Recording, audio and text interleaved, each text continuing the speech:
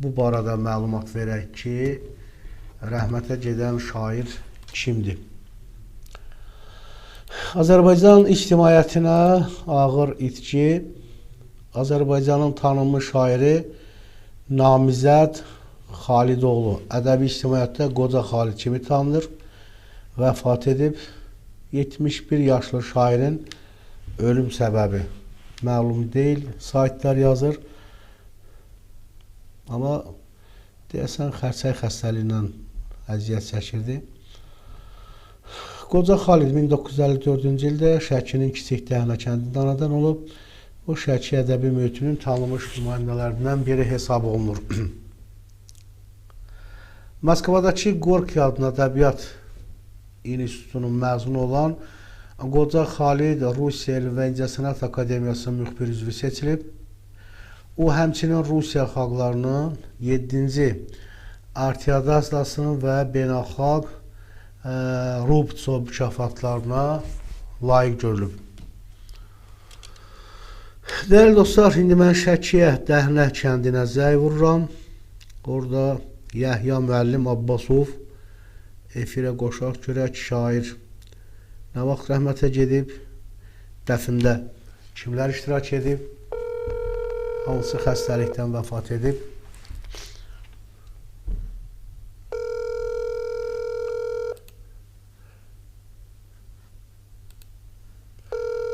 Əziz dostlar, bəyənin, paylaşın, kanala abunə olun, rəy və təkliflərinizi yazın. Yəhya Abbasov efirə qoşuruq, əziz dostlar.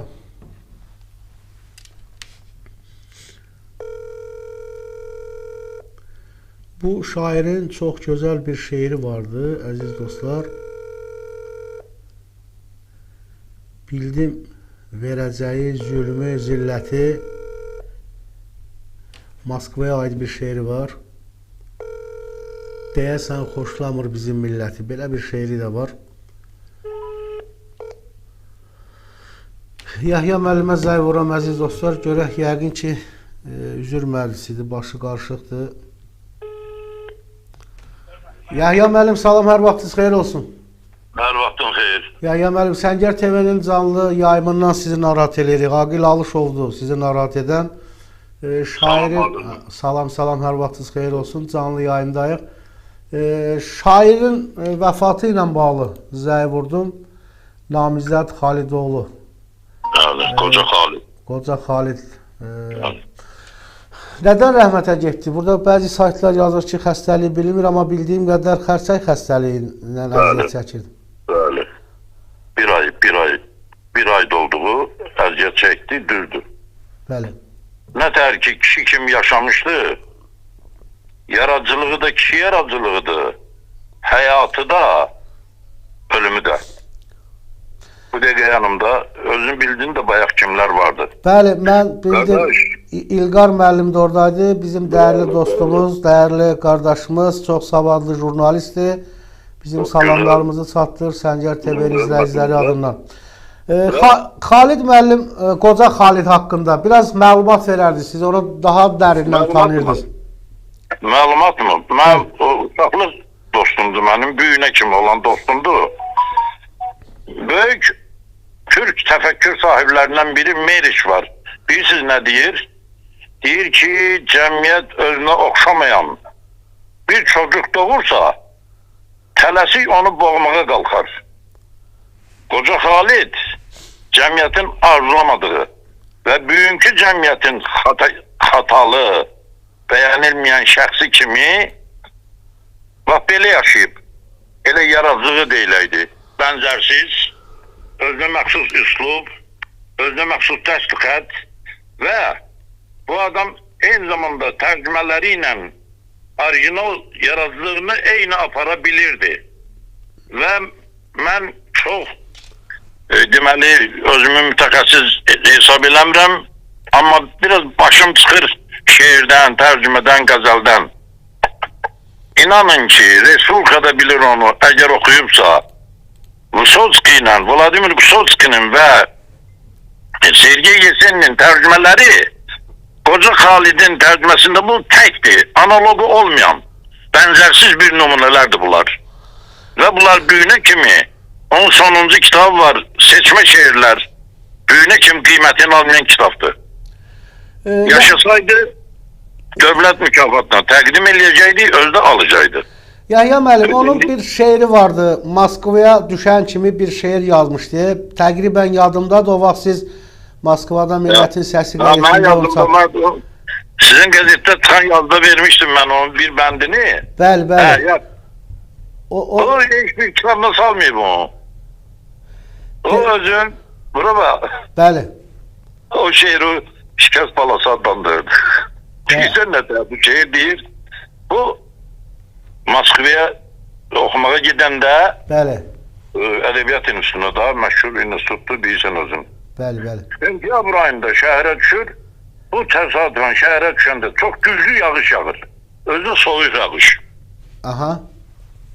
O münasibətle yazmıştı o şeiri.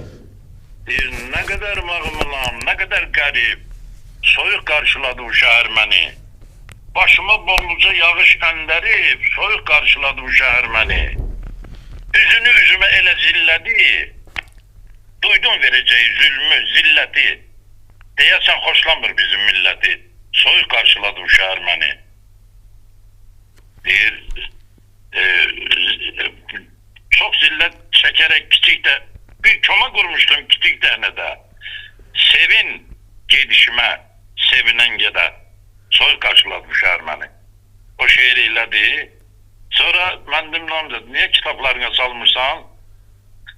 Öyle de bir dürüst cevap vermedi. Salarız havaksa. Yok kitaplarında. Şimdi bu yakında bir yaxşı mətbu orqan istəyirəm ki, Qoçaq ədəbiyyatın qədrini bilən. Onun son tərcümələri 6-7 tərcümə Rusovski'dəndir. Bir de özün orijinalları, orijinal var. Misli bərabəri görünmeyen lirik şeirlerdir. Onu versin.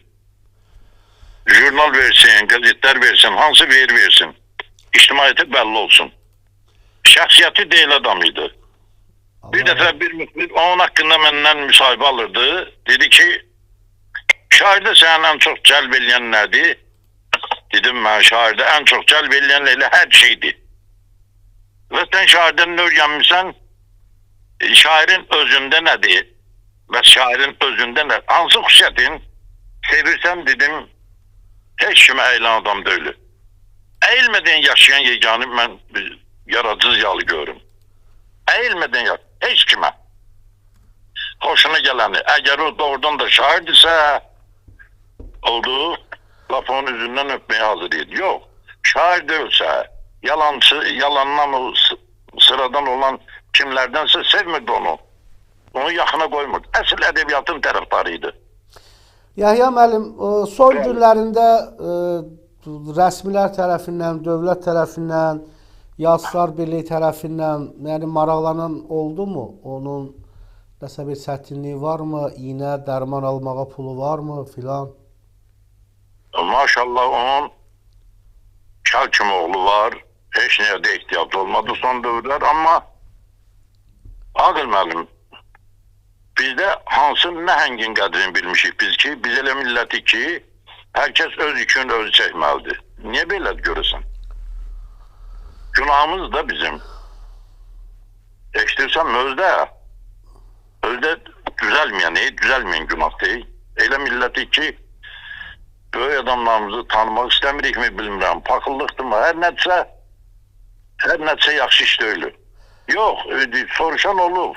Zəng zad eləyən olur da, amma elə kömək zad yox. Heç əslində ehtiyac da olmur. Oğlu hər şeyin başında durur, hər şey də eləyib. Yəni hər halda dövlətin də bu rəsmilərində Kanadada vəkil işləyir.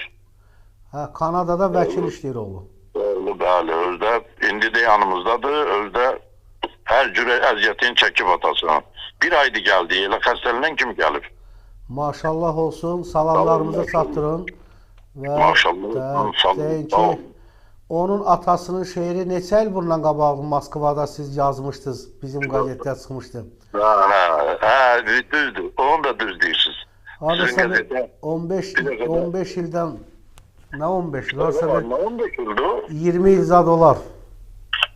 2000 o 98 2000'ci illər idi. 2002 Ya 2000, Aa. 2003, 2005-ci illər. 2003-5-ci illər arasında sağ olun, düzdür. Bəli, bəli. Sağ olun. Allah- Allah da 120 məqaləmi vermişsən. Bəli. Allah şairə rəhmət eləsin. Amin, Biz amin, ədəbiyyat saytları ilə danışarıq. Elə İlqar müəllim də ədəbiyyat cəmiyyəsi İlqar müəllimi hamısı tanıyır. Elə İlqar müəllim də o mövzuda yardım göstərə bilər. İlqar müəllim Həsənovada bizim təşəkkürümüzü çatdırın. Dəyərli insandır. Həmişə Azərbaycanda harda istedad var, onun Maraqlı. bəli, Namzəd müəllimin kimlə əlaqələri olub? Eşidirsənmi? bəli, bəli. Mən o dəqiqə o adama isinişirəm, bilsəm niyə? Namzəd qəbulləyibsə, mən də eləyirəm da. Deyirəm ki, o qəbulləyibsə, deməli bu adamla söhbət etməyə dəyər. Elədir. Bizə aid onun şeirlərinin yayılmasında, tanıdılmasında, çapında nə kömək lazımsa biz də hazırıq. Allah rəhmət eləsin, Allah o dünyasını versin. Sağ olun. Təşəkkür edirəm Yahya müəllim. Çox sağ olun, minnətdaram. Allah səbr versin, ailəsinə də başsağlığı veririk. Təşəkkür edirəm. Çox sağ olun, var olun. Sağ olun. Əziz və hörmətli izləyicilər, Yahya Abbasov idi telefon bağlantısında. Müəllimdir, çox savadlı və həm də yaxşı felyetonları var. Biz illər əvvəl görürsünüz ki, danışdıq. Rusiyada onun şeirlərin, məqalələrin biz çap etmişdik. O vaxt mən qəzet redaktoruydum. O şeir o zamandan yadımdadır. Bir daha Allah rəhmət eləsin qoca Xalidə. Hörmətli izləyicilər, yazın, bəyənin, paylaşın, görək kimlər nə yazır. Arzuman Şəliyev, salamlar. Tərlan Mamedov, salam Aqil bəy, salamlar, vaxtınız xeyir olsun. Qafqaz Qasaqları, salamlar, xoş gördük hər kəsi. Və rəhmət oxuyurlar, Qafqaz Qasaqları yazır, min rəhmət.